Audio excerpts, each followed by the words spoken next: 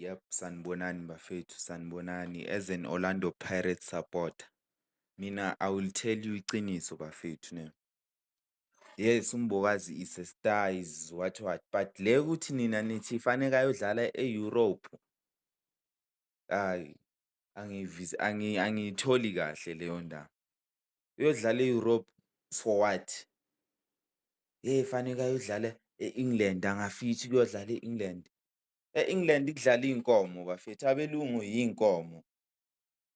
Abelungu yinkomo. Uthi wena why uRonaldo noMessi bangeze e-Afrika bazo-test-a khona?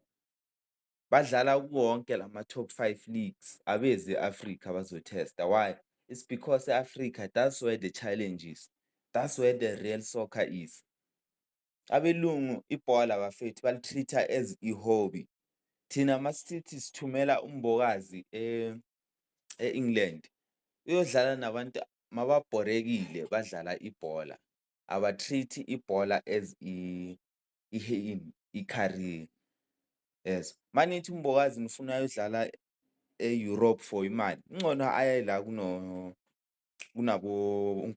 khona, e-Saudi or e-China. Yiwo ama-country anemali ebholweni. Laba bo-Europe abazofika bamu-discriminate, bambize ngemfene. So mina if benguMbokazi bengizohlala e-South Africa, ngihlale ku-Pirates. Unayo i-potential ukuthi angaba yi-club legend. Engaba yi-club legend. If ana-20 angadlala for the next 15 years full adlala ku-Pirates angayi ndawo, ayi-captain.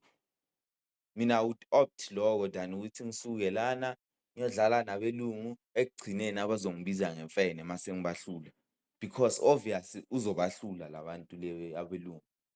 Mbokazi mfana, hlala lapha ku-Pirates mfana. Bangakukhohlisi bathi hamba ofuna imali hlala lapha ku-Pirates. Uzoyithola yonke into oyifunayo ku-Pirates. Danko.